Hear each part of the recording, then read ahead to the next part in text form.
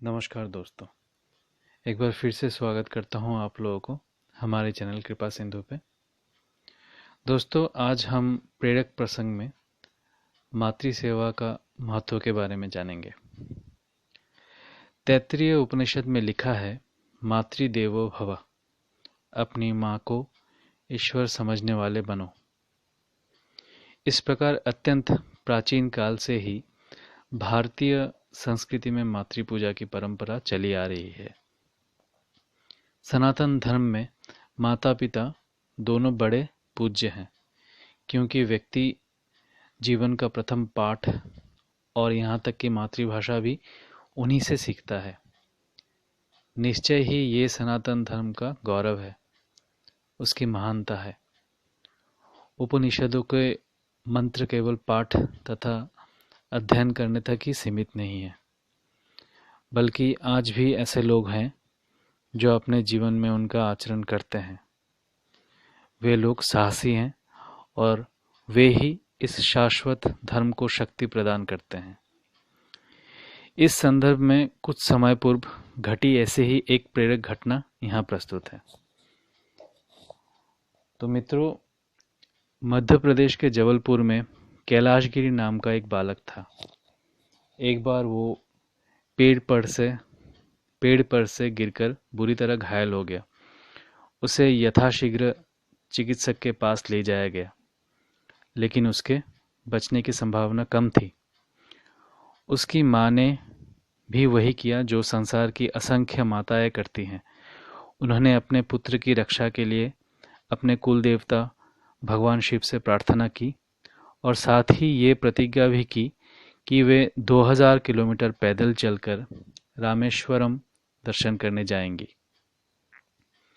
चिकित्सकों ने तो बालक के बचने की आशा छोड़ दी थी, परंतु बड़े ही आश्चर्यजनक ढंग से वो बालक शीघ्र ही स्वस्थ हो उठा।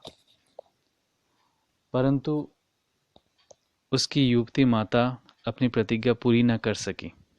वो अपने सांसारिक कार्य में व्यस्त रही। धीरे धीरे समय काफी बीत गया। वो वृद्ध हो गई। वृद्धावस्था के साथ साथ उसकी नेत्र ज्योति भी क्षीण होती गई और क्रमशः वो अंधी हो गई। अतः उसे अपनी प्रतिज्ञा पूरी न कर पाने का पछतावा होने लगा। एक बार उसने अपना खेद अपने पुत्र के समक्ष व्यक्त किया। पुत्र ने उसकी बात को धैर्यपूर्वक सुना और दृढ़तापूर्वक विश्वास दिलाया कि वो उस प्रतिज्ञा की पूर्ति में सहायता करेगा। परंतु वो दृष्टिहीन वृद्धा उतनी दूर पैदल कैसे जाए? वो इतना निर्धन था कि उसके लिए किसी वाहन की व्यवस्था करना भी संभव न था। पर वचनबद्धता और दृढ़ता का वो धनी था। उसने श्रवण कुमार की पितृभक्ति को सुन रखा था, जिसने अपने माता पिता दोनों को कांवर में बिठाकर अपने कंधों पर वहन करते हुए तीर्थ दर्शन कराया था।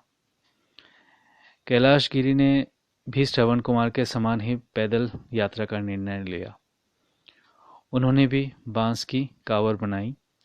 उस पर एक और उन्होंने माँ के बैठने के लिए गद्दीदार आसन रखा और दूसरी ओर पानी की बाल्टी, डिब्बे, खाना बनाने का स्टोव, मिट्टी का तेल, कुछ खाद्य सामग्री और बर्तन आदि रखे। इन सबके साथ माँ को मिलाकर कुल वजन लगभग 135 किलोग्राम हुआ। इस प्रकार यात्रा शुरू हुई। सबसे पहले उन लोगों ने मध्य भारत की दुर्गम नर्मदा नदी की परिक्रमा संपन्न की। तदुपरांत वे लोग पुण्य तीर्थ चित्रकूट, प्रयाग, अयोध्या और वाराणसी गए। अपने यात्रा मार्ग में उन लोगों ने छोटे बड़े लगभग 8000 मंदिरों के दर्शन किए।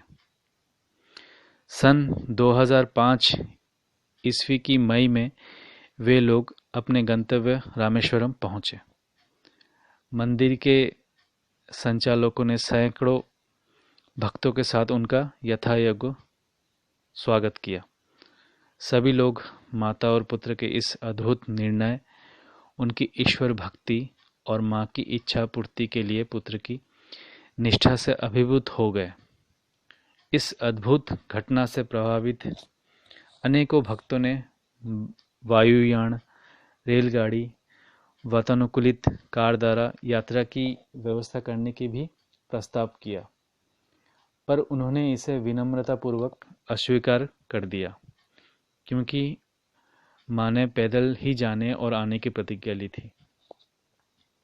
मदुराई के समाचार पत्रों ने ये समाचार विस्तार से प्रकाशित किया, पर माँ और पुत्र दोनों ही विनम्रतापूर्वक अपने प्रचार प्रसार से विमुख रहे। रामेश्वरम दर्शन के बाद कैलाशगिरी नगर भ्रमण करते हुए मदुराई के रामकृष्ण मठ भी गए और वहाँ के सन्यासियों से भेंट की।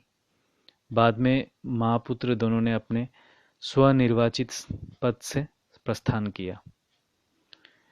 40 वर्षीय कैलाशगिरी से जब पूछा गया कि उन्होंने अपना ये 9 वर्ष का समय कैसे बिताया, तो प्रत्युत्तर में उन्होंने कहा कि मैं और मेरी माँ प्राय प्रतिदिन प्रातः 3 बजे उठ जाते हैं। मैं अपनी माँ की प्रातः क्रिया में सहायता करता हूँ। उसके बाद अपने प्रस्थान के निर्धारित समय 6 बजे के पूर्व माँ नित्य पूजा करती है। मैं 5 या 6 किलोमीटर पैदल चलता हूँ और उसके बाद सड़क के किनारे स्थित किसी मंदिर या मंडप के सुविधाजनक स्थान में ठहर कर हम लोग विश्राम करते हैं। तत्पश्चात भोजन बनाते हैं। भोजन करने के बाद हम लोग सूर्यास्त तक विश्राम करते हैं। उसके बाद फिर अंधेरा होने तक 2 से 3 किलोमीटर और चलते हैं। प्रतिदिन हम लोग औसतन करीब 8 किलोमीटर पैदल चलते हैं। कैलाशगिरी ने बताया कि प्रत्येक 100 मीटर पर अपना वजन जमीन पर रखकर मैं अपनी माँ की परिक्रमा करके घुटने टेक कर प्रणाम करता था और तब पुनः यात्रा करता था। उदार हृदय दानी लोगों के द्वारा जो चीज़ें प्रदान की जाती थी, उसी से हम लोगों की आवश्यकताओं की पूर्ति हो जाती थी। कैलाशगिरी जैसे मातृभक्त निश्चय ही दुर्लभ है दोस्तों। आज के युग में जब धन दौलत और भौतिक सुविधाएं ही जीवन की प्राथमिकता बन बैठी है, ऐसा दृष्टांत मिलना कठिन है। आज के युवा और संपन्न लड़के प्राय अपने माता पिता को वृद्धाश्रम में भेज देते हैं, पर उपर्युक्त घटना माता के प्रति एकनिष्ठ भक्ति का उदाहरण प्रस्तुत करती है।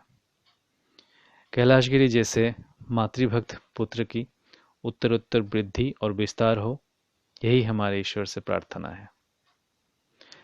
नमस्कार दोस्तों, आज के लिए इतना ही। हमारे चैनल को सब्सक्राइब ज़रूर कीजिएगा। धन्यवाद।